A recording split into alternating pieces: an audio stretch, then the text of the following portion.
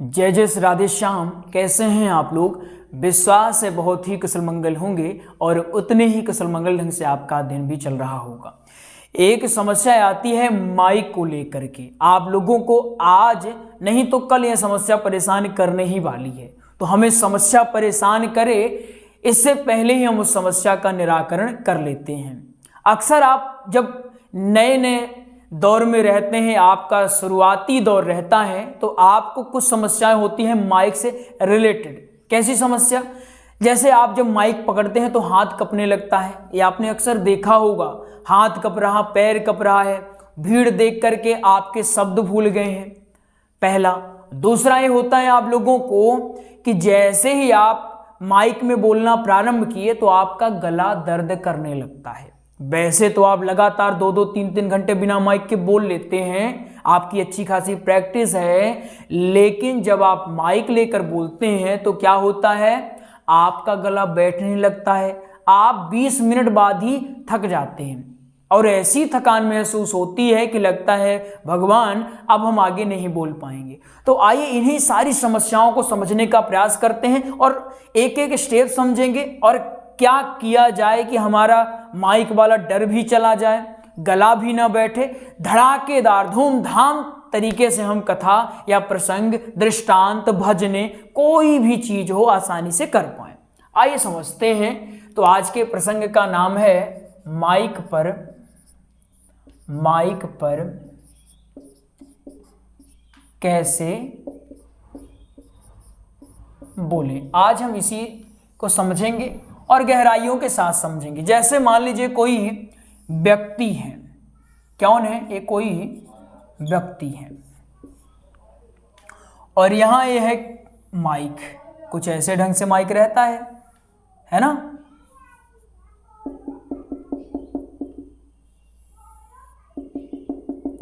ये क्या है? ये है माइक, एक व्यक्ति। तो आखिर इन्हें क्या करना चाहिए कि माइक वाली जितनी समस्या हमने आपको प्रारंभ में गिनवा दी है, ये परेशान ना करें। तो क्या करना चाहिए? तो सबसे पहला काम इनको करना चाहिए माइक की दूरी। ये पहला काम है कि है माइक की दूरी। माइक को ना तो इतना दूर रख दें कि ऐसे माइक को रख दिया, बोलना प्रारंभ कर दिया कि आपकी आवाज नहीं पहुंच रही, आपको ज्यादा मेहनत करना पड़ रहा है, ज्यादा प्रेशर लग रहा है, इतना दूर भी नहीं कर देना है। और ना ही माइक को इतना पास कर देना है कि एकदम मुंह में आपने उसको ले लिया, मुंह में घुसेड़ दिया, अब यहां से आपने बोलना स्टार्ट कर दिया। ये नहीं करना है। माइक की जो दूरी है कम से कम 4 से 5 इंच की होनी चाहिए। 4 से 5 इंच मतलब इतना। मान लीजिए माइक है अपना, ऐसे अपने को रखना है। इससे क्या होगा, गले में खिंचाव भी नहीं होगा और हम भीड़ को भी आसानी से देख पाएंगे। ठीक है ना। दूसरा काम आपको करना चाहिए प्रैक्टिस, माइक में प्रैक्टिस, माइक में अभ्यास।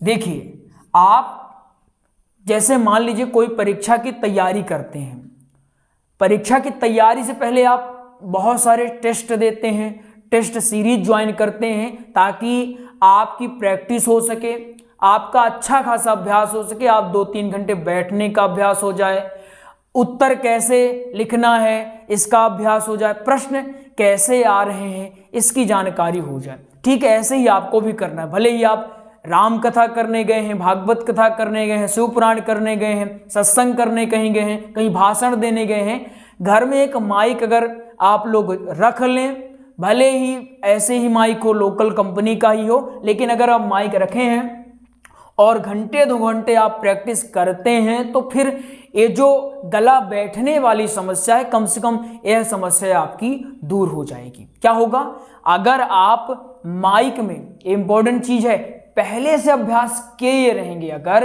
तो कोई भी समस्या नहीं होगी। ठीक है। तो अब से क्या करेंगे, सीधे स्टेज पर बोलने से पहले घर में आप माइक में बोलने का अभ्यास करेंगे। इससे आपको ये भी पता चल जाए कितना दूर रखना चाहिए माइक को तो आवाज अच्छी आती है, कितना इसको पास करना चाहिए, सारी चीजें आपको पता चल जाए। तो क्या करेंगे, माइक में अभ्यास आप लोगों को कर लेना चाहिए। तीसरा है सेटअप। क्या है? सेटअप का मतलब क्या होता है। जैसे अभी नए नए वक्ता एकदम उत्साहित वक्ता रहते हैं, बहुत उत्साहित, उनको लगता है हम चांद में चले जाएंगे, इतना उत्साह रहता है कि मंच में जाते ही उनको कैसे भी माइक मिल गया है वो बोलना प्रारंभ कर देते हैं कि आइए भाइयों एवं बहनों आज शुरू करते हैं आज का कार्यक्रम। ये कर देते, क्यों करते हैं? क्योंकि नया नया उत्साह रहता है, नए नए वक्ता रहते हैं, उत्साह लगा रहता है, माइक मिल जाए अब बोलना स्टार्ट कर दें। तो ये आपको नहीं करना है। माइक लेते ही आप उसमें राधे राधे ऐसा बोलें और आप कहें कि आप जो ऑपरेटर रहेंगे आप उनको कहें भैया बढ़िया सेट कर देना, अगर थोड़ा भी तुम गड़बड़ करोगे तो हम बोलना बंद कर देंगे और बेइज्जती तुम्हारे ही साउंड की होने वाली है। तो आप सबसे पहले जाते ही क्या करेंगे, बोले भैया हमको सेटअप करवाना है, इनको करना है। ये आपको सीधे बोलना नहीं है, बोलने से पहले कहना है कि आप सेटअप कर दो, ठीक है ना, इतना कर देना। चौथा है आपको क्या है, गति, किसकी? बोलने की, बोलने की।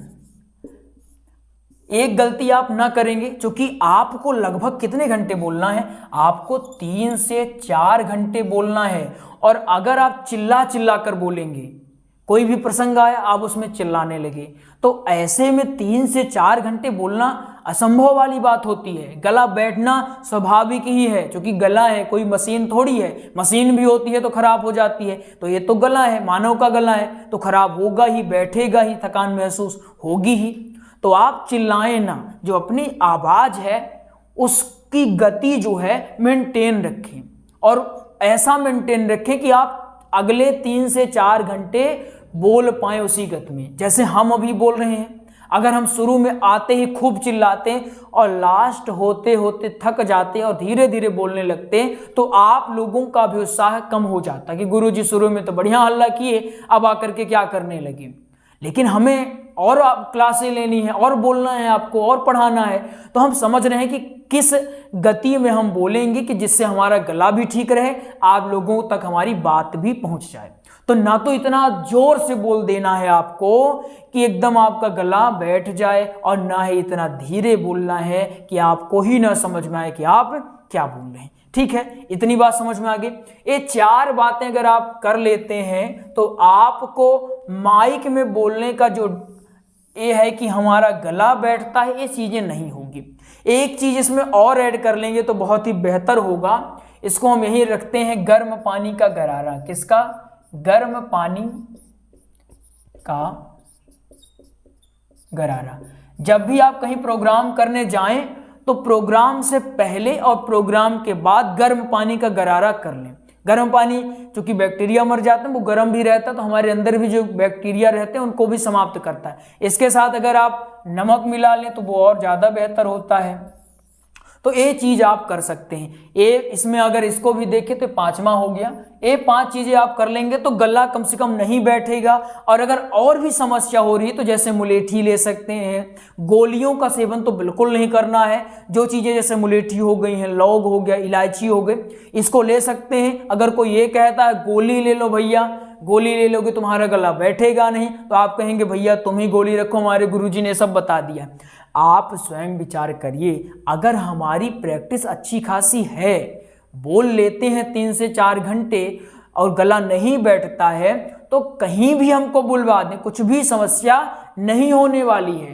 तो करना है आपको प्रैक्टिस, एक चीज का अभ्यास आपको रेगुलर करना है। कम से कम 3-4 घंटे माइक में, पूर्व कथा से पूर्व ही, जब से कथा 1 महीने बाद है तो उससे पहले ही रेगुलरिटी बनाएं कि हमको 4-5 घंटे बोलना है। ये चीजें अगर कर लेते हो तो गला बैठने वाली समस्या नहीं होगी। छोटी जानकारी थी, लेकिन अब समस्या होती है, कथा में चले गए और गला ही बैठ गया तो फिर समस्या हो जाएगी।